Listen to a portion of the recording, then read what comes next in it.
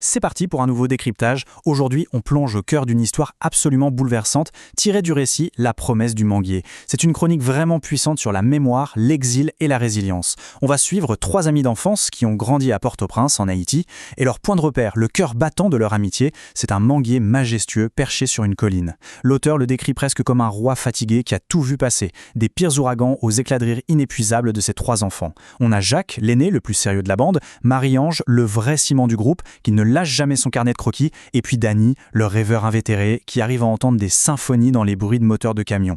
Tout au long de ce décryptage, on va retracer leur parcours incroyable, du moment où tout a basculé jusqu'à leur retrouvaille. Alors on entre tout de suite dans le vif du sujet avec cette promesse. Avant que leur monde ne s'effondre, ces trois amis, confrontés à un avenir totalement incertain, ont fait un pacte. Avec la simple lame d'un canif, ils ont gravé ces mots exacts dans le tronc de leur manguier. Et ce qui prend vraiment aux tripes ici, c'est que le texte nous révèle qu'aucun d'entre eux n'y croyait vraiment sur le moment. Mais il l'en fait quand même. C'est littéralement le point d'ancrage émotionnel de tout notre récit. Une tentative désespérée de figer le temps et leur amitié juste avant que la tempête n'éclate. Mais pourquoi ont-ils dû partir ? Pour comprendre, il faut regarder objectivement la cascade d'événements politiques et économiques de l'époque. La tension a commencé à monter avec une forte hausse des prix du carburant. Ensuite, les manifestations ont éclaté, au point que les routes pour aller à l'école se sont transformées en rivières de pneus brûlés. La crise s'est accentuée avec la dissolution du Parlement, laissant un vide institutionnel qui a très vite été comblé par des gangs armés, prenant le contrôle de quartiers entiers. La capitale, d'habitude si vibrante et musicale, retenait son souffle. Dans ce contexte précis, la migration n'était pas une option de confort, c'était une nécessité absolue pour survivre. Ce qui frappe ici, c'est la rapidité de la rupture. Le trio s'est fracturé à une vitesse fulgurante. En seulement 3 petits mois, leur univers d'enfance a totalement volé en éclats. En avril, le père de Marie-Ange trouve un emploi dans la construction à Sao Paulo, précipitant son départ. En mai, c'est Danny qui s'en va. Un cousin de sa mère lui conseille de tenter sa chance au Chili. Et pour finir, en juin, Jacques part rejoindre de la famille en République dominicaine. Le récit le souligne avec une certaine tristesse. Ils étaient tous dispersés avant même l'arrivée des tempêtes d'été. Et ce tableau illustre parfaitement le début de cette séparation qui va durer 10 longues années à travers l'Amérique du Sud et les Caraïbes. Leurs arrivées sont marquées par des travaux éreintants. On parle de construction pour Jacques, de services en restauration pour Marie-Ange et de travail journalier précaire pour Danny. Mais, et c'est la lueur d'espoir de cette histoire, on voit aussi apparaître des mentors, des figures clés qui vont les aider à traverser cette épreuve. On va d'ailleurs regarder ça de plus près en commençant par Jacques. 47. Ce n'est pas juste un chiffre posé là au hasard, c'est tout le poids de l'isolement de Jacques en République dominicaine. Imaginez un peu, il partage une minuscule maison en béton avec 8 autres hommes, il creuse des fondations sous un soleil de plomb. Et pourtant, il essaie de maintenir le lien. Il écrit inlassablement à Marie-Ange et à Danny. Mais le plus dur, c'est que chaque lettre lui revient avec la mention « Retour à l'expéditeur, adresse inconnue ». Au lieu d'abandonner et de les jeter, il les plie méticuleusement en petits carrés et les garde dans une boîte à chaussures sous son lit. C'est la preuve physique et palpable d'une amitié qui refuse de mourir, malgré la dureté de son quotidien. Pendant ce temps-là, au Brésil, c'est une toute autre bataille pour Marie-Ange. Sa première année, c'est de la pure survie. La mégalopole de São Paulo l'a complètement avalée, avec son chaos vertical. Sa réalité, c'est de travailler dans une petite lanchonnette à servir des beignets et d'étudier le portugais la nuit sur un manuel tout taché de graisse. Mais malgré cet épuisement total, elle n'arrête jamais de dessiner. Sur des serviettes en papier, dans les marges des journaux ou même sur le dos de sa main. Le besoin de créer était plus fort que tout. C'est là que ça devient fascinant. De cette période difficile naît le concept de nostalgia violente. Grâce à une rencontre inattendue, Marie-Ange transforme ses petits croquis en de véritables œuvres d'art au fusain et à l'huile. Elle y peint le manguier, les manifestations, les visages laissés derrière elle. Et les critiques d'art brésiliens ont adoré. Ils ont appelé ça de la nostalgie violente. Mais attention, le récit fait une distinction cruciale ici. Les critiques avaient tout faux sur un point. Ils pensaient qu'elle se contentait de se souvenir. En réalité, elle montait la garde. Son art, c'était un acte de préservation active pour garder intacts les visages de ses amis. On passe à Danny maintenant, et sa descente vers le sud n'a pas été plus douce. Le Chili ne l'a clairement pas accueilli à bras ouverts.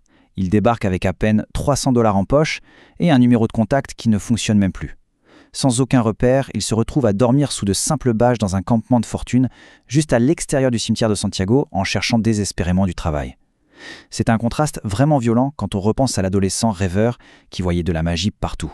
Là-bas, la société qualifiait ces migrants marginalisés de losses invisibles. Et face à ça, Danny a une réaction de survie psychologique incroyable. Il s'approprie cette invisibilité. Puisqu'il est invisible aux yeux des autres, ça lui permet de traverser la ville incognito, d'observer les gens, les musiciens, les amoureux dans les parcs. Il s'invente des rôles dans leurs histoires, tout ça pour combler l'immense vide laissé par l'absence de ses propres amis. C'est brillant et tragique à la fois. Mais comme on l'a vu tout à l'heure, des mentors vont venir tout changer. Pour Jacques, la lumière au bout du tunnel s'appelle Eliana, une infirmière rencontrée à l'église. Au moment où Jacques commençait à paniquer parce qu'il oubliait les traits de ses amis, perdant littéralement les détails de son manguier dans sa tête, Eliana lui sort cette phrase magnifique. « La frontière n'efface pas l'amour, seulement la géographie. » Elle a poussé à parler d'eux, à raconter leurs souvenirs en boucle, pour que le manguier repousse, branche par branche, dans son esprit. Un déclic similaire se produit du côté de Marie-Ange, grâce à Roselyne, une haïtienne plus âgée, à la tête d'un collectif d'art. En tombant sur les dessins de Marie-Ange, Roselyne lui dit cette phrase qui agit comme un véritable électrochoc. « Tu n'es pas serveuse, tu es un témoin. » Et bam, ça change tout.